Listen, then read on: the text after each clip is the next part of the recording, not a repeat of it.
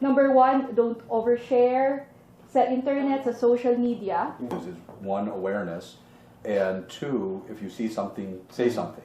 Yeah. All people to be vigilant. So maganda ma-encourage natin yung public na to take action. I think doon pumapasok yung importance of really educating communities. Kaya po kailangan nating magmatsyag, kailangan nating makialam. Hindi natin papayagan na tayo ay manatiling number one sa krimen na ito. Mga kababayan, alamin, makialam sa isyong ito at gampanan ang ating tungkulin na tumulong para ito ay masugpo natin. Nevertheless, hindi lang whole of government of approach ang kailangan natin. Kailangan natin whole of nation approach. Malaking bagay po na tayo ay maging vigilant. Importante na ma-promote natin sa ating mga kabataan, especially nowadays, yung konsepto ng media and information literacy. And so I believe that we need to empower parents. Pero, yung nanakit o yung bully, kailangan din siyang alagaan. Cyberbullying is not purely external. It's essentially, most importantly, internal. Yung faith, yung churches, communities, they can also be parang doors for change, for conversion. Lahat tayo may nakaraan. All you have to do is to use that a lesson in life. Gaming, I actually think it's fun if you can control it. And so we should try to really eliminate the culture of violence in all spheres of children's lives. Be careful with what they share online. Minimize risk and maximize digital opportunities to create better connections, literally personal connections with our children. And we need to really put back the Filipino values that we have. Unang-una, dapat you understand what you are fighting for. Sa lahat ng pagbabago, there are two things necessary. Change of consciousness and change of structure. If fear is infectious, so is courage.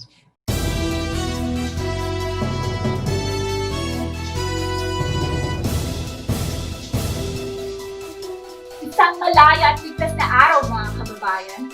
Welcome to CyberChat and be a Cyber Guardian. Today is a very special day for all of us here in CyberChat as we celebrate this theme, #WeACTASONE, in co-creating a safer cyberspace sa pagtatapos po ng Season 1 ng CyberChat. At ngayong araw na ito ay sasamahan ako ng dalawang co-hosts who previously guested here. Dr. TERESA Paula de Luna, or Doc TP, an associate professor from the University of the Philippines, Diliman, and a member of the Advisory Council of the PNP Women and Children Protection Center, and Mr. Edward TIONGCO from ECPAT Philippines and formerly the National Chairperson of the Philippines Against Children Trafficking or PACT. A very pleasant day po sa lahat ng tumatangkilik ng CyberChat. Attorney Kath, maraming salamat sa pag-imbita sa akin ngayon to join you today in this episode of CyberChat. Isang magandang araw po sa lahat. Ako po ay natutuwa at muli ko kayong makakasama sa araw na ito. Lalo pa at napakaganda ng ating paksa, #WeACTasONE in co-creating a safer cyberspace. Yes, sir. We act as one in solidarity with the government, non-government organizations, law enforcement agencies, private associations, business entities, the civil society, families, schools, and of course, the church. Sama-sama tayo, kapit-bisig, a whole-of-nation approach in creating a safer cyberspace for our children and the youth. At ang napakahalagang sangkap para tayo magtagumpay.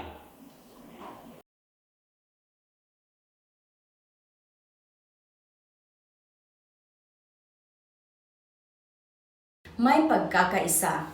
In unity, we combat online sexual exploitation of children and all forms of internet-related abuse, threats, and crimes against children and the youth, kasama na ang cyberbullying. Doc TP, I remember during your guesting, we talked about the social media phenomenon and how this has affected society, lalong-lalo na ang ating mga kabataan. At ganun din na nag-guest ka sa episode 12, Sir Edward, na bigyan ng focus ang kahalagahan ng ugnayan ng national government agencies at local development councils sa pagpapalaganap ng mga child prevention and protection programs against OSEC and other forms of cyber threats at ng napakahalagang papel ng simbahan sa usapin ito.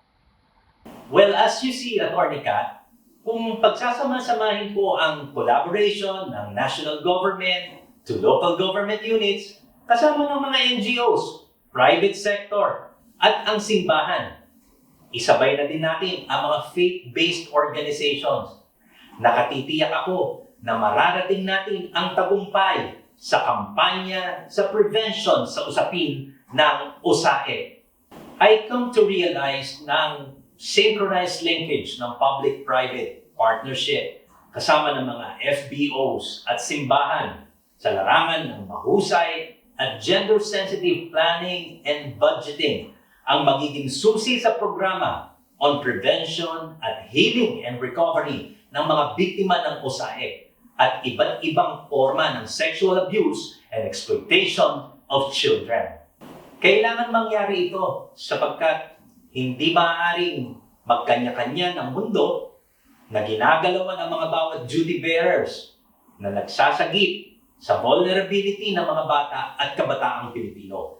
Guesting in CyberChat episode 11 was a great opportunity for me as an academic and an advocate against online sexual abuse and exploitation of children to impart some of what I know about the cultural perspective of online spaces in the virtual world.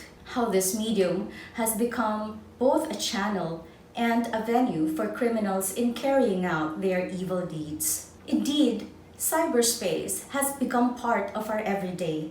Therefore, it is not enough to just be aware of it and circulate in it. It is imperative and absolutely necessary to embody the online way of life and embed ourselves in the various cultures in these spaces. If we do this, and we can do this, we can become weaponized guardians fighting against OSAIC.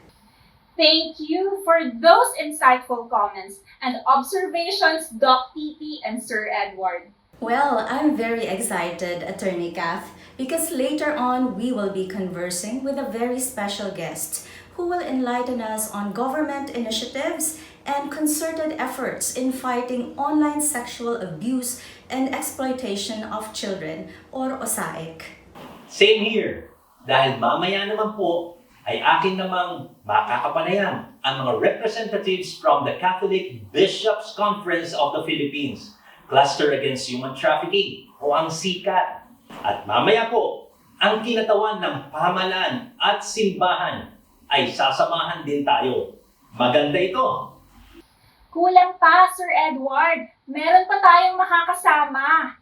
We have a message from the representative of one of our law enforcement agencies in the PNP's Women and Children Protection Center, and a very special message from another government official whose servant leadership and genuine intention to serve has created great results in our fight against COVID.